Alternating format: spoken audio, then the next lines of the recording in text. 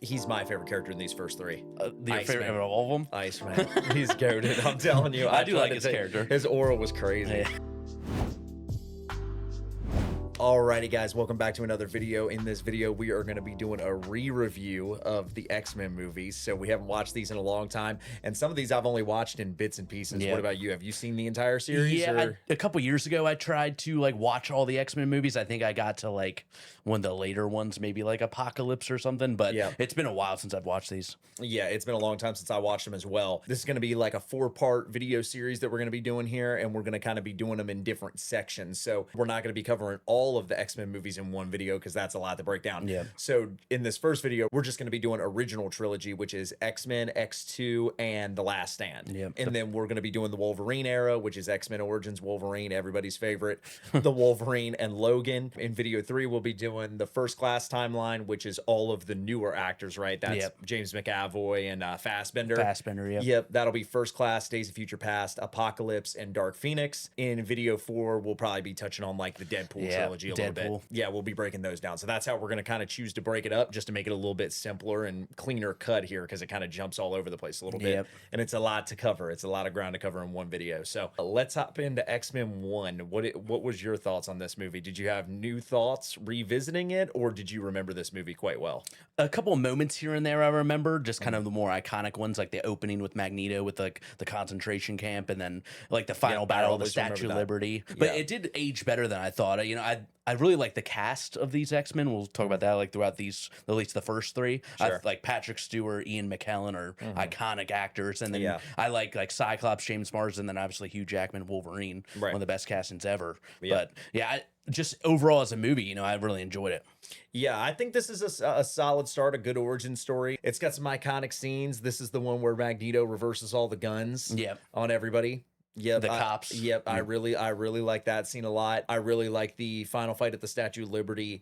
I like the Rogue origin story. Yep. Wolverine, the meeting, kind of that introduction there. And I kind of on rewatch, I kind of forgot about that. He's like a cage fighter at the beginning, and it's kind of similar to when Spider-Man was in the wrestling ring. Yeah, it does in Tobey's movie in Spider-Man 1. Yep, it was kind of similar to that. It kind of gave a similar vibe for the start of the movie. Yep. What are some of your favorite scenes in this movie, just overall? I thought this movie just did a good job too, just introducing all the different mutants. Obviously, you have Cyclops, Jean, Mystique was in here quite a bit in the first one. So yeah, I felt like it did a really good job of just setting everyone up. And then, which we'll touch on the second movie, I thought it just improved upon that, which, you know, it's not easy to do. Obviously, too, you had the Wolverine versus Mystique fight where Mystique like cloned into Wolverine. And then there was like them two going at it. And then like Sabretooth sitting here a decent amount with like Magneto on his side. So yeah, I thought those were good scenes too. Obviously, we got to touch a little bit on James Marsden, Cyclops. Yeah. They just did not do my boy right. Which we'll touch more on the next movies too. For sure. Yeah. Because he just gets no shine, which is crazy because he's supposed to be like the Captain America of this group. He's supposed to be the leader of the X-Men. Exactly. Yeah, and he just plays no role at all. I really like the rift between him and Wolverine, obviously, like because them going back and forth. That was funny. Those are some funny moments. Yeah, hit their little like bromance back and forth, like fighting over Jean. The first one too touched a lot on Rogue. It was kind of a Rogue like it was like more of a Rogue origin story. Yep, and her relationship with Wolverine, and Wolverine kind of fighting to protect her, and then like them getting to the school and everything. Like her meeting all the other students, and then Professor X. Obviously, I thought especially for 2000, and I feel like this is really the big first superhero like ensemble film where you have a bunch of characters. 100%. So I feel like it aged well for me. We got to touch on my boy Bobby Drake. That's my favorite character in these first 3 movies. He's my favorite character in these first 3.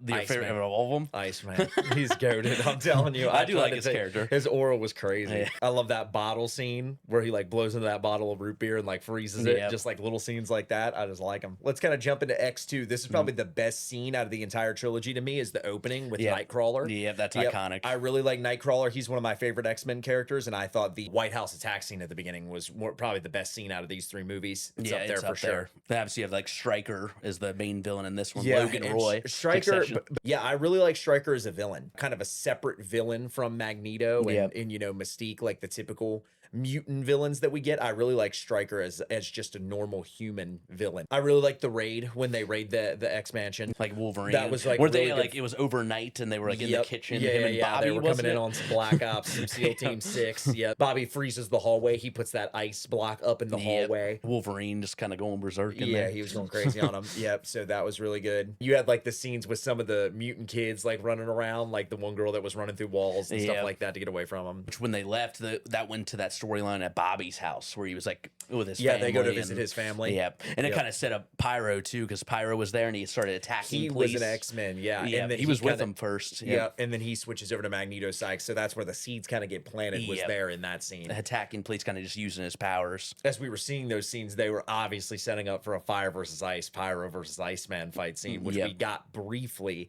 in the third movie. So yeah, I think all those are pretty strong points.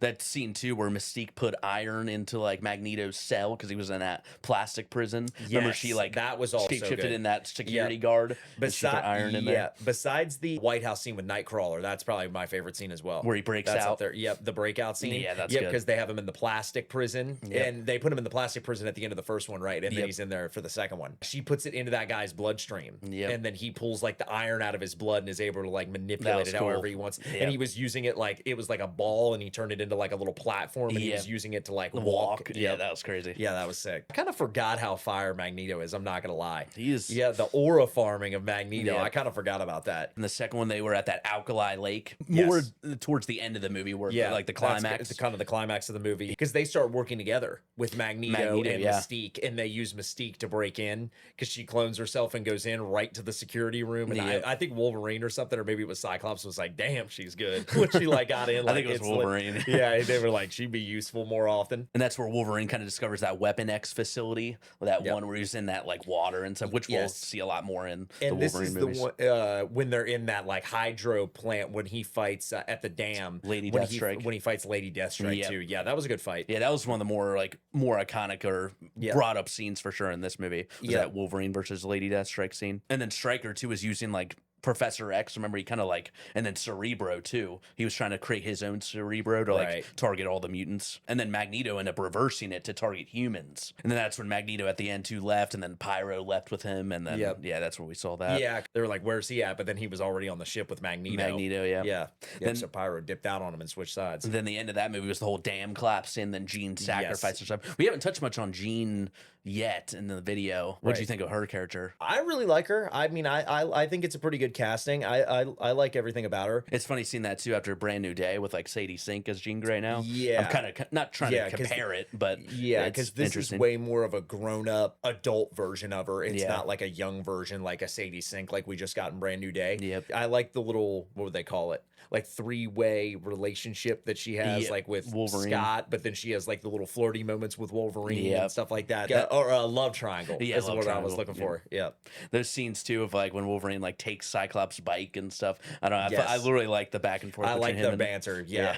Yeah, because I feel like they have like a little bit of romance, but they act like they hate each other. Like I like their back and forth. They respect each other though, because they both know like how powerful each one is. Right. But God, Cyclops though, it's so like just gets done dirty. Underused. Yes, literally underutilized. Yeah, so I'm curious. Obviously, in Doomsday, hopefully he gets his due. At least one big like scene, because like we saw him a couple times using his power, but never like doing something crazy with his like his power. So I saw a crazy comment on Twitter about the scene from the him like pulling his goggles off and going crazy with the lasers in the Doomsday trailer. That was like, that's better than anything he did in any of the X-Men movies, literally. Because he's not in like, I don't remember if he's in like First Class or any of the other upcoming I don't think ones. so. I think he's dead. Yeah, I think he's at the end of the third one, at the end of The Last Stand, I'm pretty sure he's dead. From what I remember, he died, early in the third one. I don't think he comes back. Yeah, he dies in like the opening 15 minutes. Which I like James Marsden a lot too. Like, and I was always a Cyclops guy. Yeah. Like when I was growing up, I liked Cyclops' character. I just liked his goggles and the gadgets and stuff. Like I just thought that was cool. So speaking of that, let's get into the X-Men Last Stand,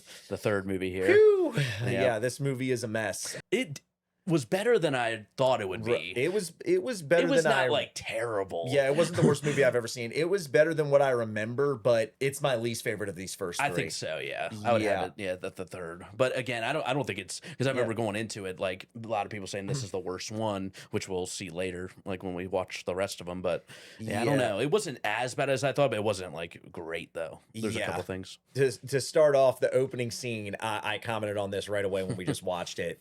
I did not like the opening scene with young Xavier and Magneto. Now, it's kind of like I don't hold too much against them because it is the time that they were working with. This is early 2000s, so like CGI and stuff isn't as developed, but I just think they look terrible. I think they look like wax figures because they're trying to like de-age them. Yeah. I think they look like claymation characters. I did like the scene itself though, but yeah, the look of them was a little off-putting. Yeah, 100%. Like I literally couldn't take it serious. I felt like I was at Madame Tussauds Wax Museum. We saw, the Angel character. He cuts off his wings and his dad finds him and they're cutting his wings off. And I feel like it was like they highlighted that in the beginning of the movie, like it was going to play a big role, and then it really didn't. He flies in and saves his dad from that death drop at the end. But yeah, he wasn't like a huge character in there. Just like he barely had any lines. Like he feels like a pointless character. Yeah, like I feel like there was no point to even have him in there or highlight him in that way at the start of the movie. I did like Beast. They introduced Beast in this movie, right? Yeah, which is weird because looking back, like when I saw Beast get reintroduced, like at the end of the Marvels, and how excited people got. Now I know they have a younger version of Beast in obviously like the First Class era and everything, but I thought Beast played more of a role in the first two, or are you saying just in this original trilogy? Decent in this movie and the third one, and he's more of an older political figure, and they don't get much into his backstory. I thought his fight scenes were pretty good, like when the whole Golden Gate prison at the end. Then it introduced like the mutant cure, which is kind of the whole kind of plot of the movie. Right, the whole thing revolves around this cure, and the military is going to essentially fight like an army of mutants, and they have the plastic guns to avoid Magneto. So they've learned their lesson there that they can't use any kind of metal against him, and then they're shooting the little lethal darts, cure darts. Yeah, cure darts to try and depower him essentially. Yeah. Then the big bad is Jean with return Jean, like Dark Phoenix Jean. Yeah, comes out as the Dark Phoenix, and I don't know how I feel about it. Now, I haven't seen Dark Phoenix. I only saw it once since it came out, so I don't know how she plays like when they had Sansa start playing. I never watched that movie. I don't think I've maybe seen a clip. Yeah, it was horrible. From what I remember, I watched it one time in theaters and it was awful. Yeah, it came out in like 2018 or something. Yeah, so I don't know. I like that she's in there playing a role and we get to see how powerful she is in this movie, but I just thought it was a little weird to kill her off and then reintroduce her in this way. Well, they teased it at the end of the second one with like the Phoenix in the water, but they never really explain to make it obvious why she can't control anything, like how she controls herself really well in the first two, but then is uncontrollable in the third one. It's got to be something to do with her getting revived, coming back to life. Professor X explained it a little bit. I remember him saying like she has two sides, and if the other side takes over, she's like the Hulk essentially. Yeah.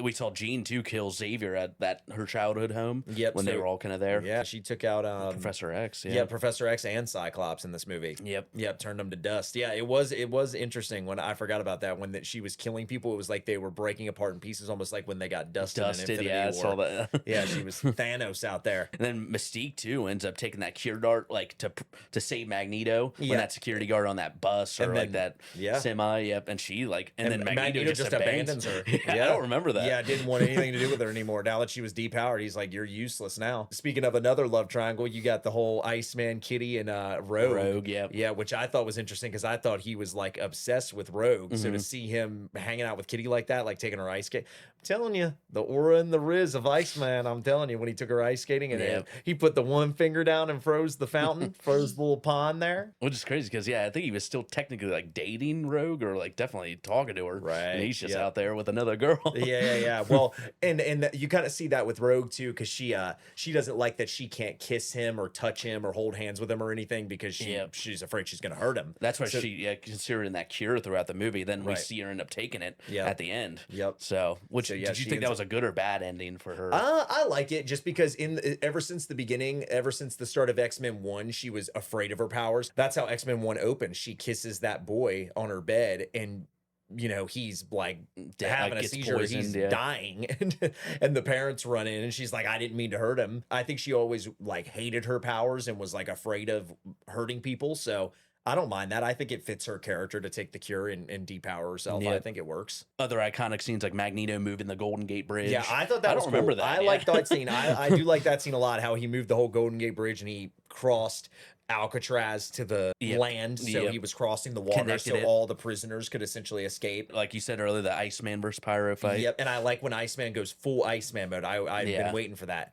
I remember that as a kid. I loved that. That's why Iceman was one of my favorite characters, because whenever you would see pictures of him like comic book versions, he's fully iced out. Like when he's riding around, his whole body is like ice. I thought that was cool. I thought that was good character development. Beast injecting Magneto with the cure, which by the end of the, like post-credit scene, we kind of see it. Was it the post-credit scene? Or no, it was the just the end of the movie. End of the movie, you see him at the chessboard in the park. Yep, and he's got the chess piece moving, the metal chess piece a little bit. Yep. So somehow he's immune to the cure, which if they is it permanent, maybe? Yeah, or does it even actually work, or is he too powerful to even? I forget if they do explain that in one of the next movies up. I forget how that gets explained. Side villains wise, we've got Juggernaut in this movie. What did you think of Juggernaut? You like him a lot? Or? Yeah, I remember because when he first popped up, I was like, was he in the Deadpool movies? And I was he was in Deadpool 2 with the X-Force.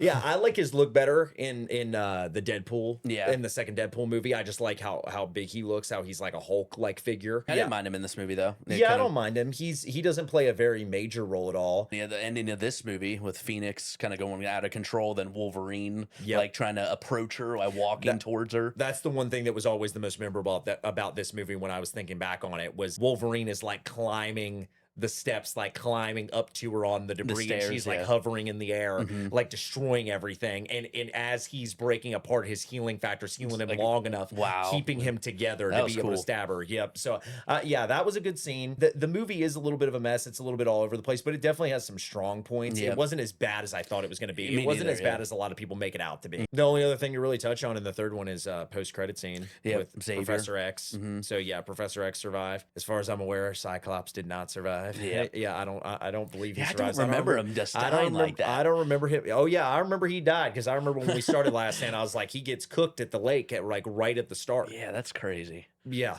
he plays like zero role at all. Let's kind of rate him. How do you rank the three movies just in order? My ranking: X2, number 1 of the original trilogy, then X-Men 1, the original, then Last Stand is third. But again, I thought Last Stand was better than what people make it out to be. I thought it was better than what a lot of people say. Yeah, my ranking is the exact same. I think it's X2, X-Men 1, and then Last Stand in third. And I think that's kind of a common, like if you had most people rank those three, I think 9 out of 10 people are going to have it ranked that way. It reminds me too of kind of Spider-Man 1 and Spider-Man 2 with Tobey. Like, the first one's good, and then the second one just builds upon it, and it's just improves on everything. X-Men 1 is really solid. It's a good origin story. It's just a solid movie, but then X2 takes it a step further. Everybody's a little bit more developed and we know everybody going in. Just a more polished, like cleaned up story, and it's just got some stronger moments in there. I agree. Some good characters, like with Nightcrawler. Nightcrawler's probably the strongest point of the movie to me. And then The Last Stand's just a little bit all over the place. The storyline's just a little bit messy. But it had some good moments, those too, for sure. Alrighty. So any other final comments on any of the X-Men movies? Or no, I'm excited for the next. I think, like you said earlier, we're going to do the Wolverine movies next chapter. Yeah. So we're not going to follow it completely in like release order. We're going to jump into the Wolverine, the 3 Wolverine movies. So then obviously a lot of people love Logan. I did watch Logan once, but I don't remember a lot of it. And people love that movie. I've never seen Logan. Really? So you've never seen Dark Phoenix? I've never seen Logan. Yep. So Logan's going to be a big one for me, because I hear people singing the praises of Logan. I think when did that come out? Like 2018, 2019? It was 2018. I think it was the same year as Infinity War. Somewhere in that range. So I was all MCU'd out. I don't know. I hadn't revisited the X-Men movies in a long time, so I figured I was so like behind on the series. I didn't feel like watching the series and catching up to make to fully understand what was going on in the Logan movie. So I'm excited to see it when we get there. So we're kind of breaking this up and doing it a little bit differently than most people do it, but it's just because we want to do it in sections to make it easier for recording purposes. So. For sure. Alrighty, guys, that is going to do it for our initial reaction or revisit, re-review, whatever you want to call it, of the original X-Men trilogy. If you guys enjoyed it, please leave a thumbs up down below. Leave down in the comment section your ranking, what you guys think of this original X-Men trilogy. We appreciate y'all watching. Peace.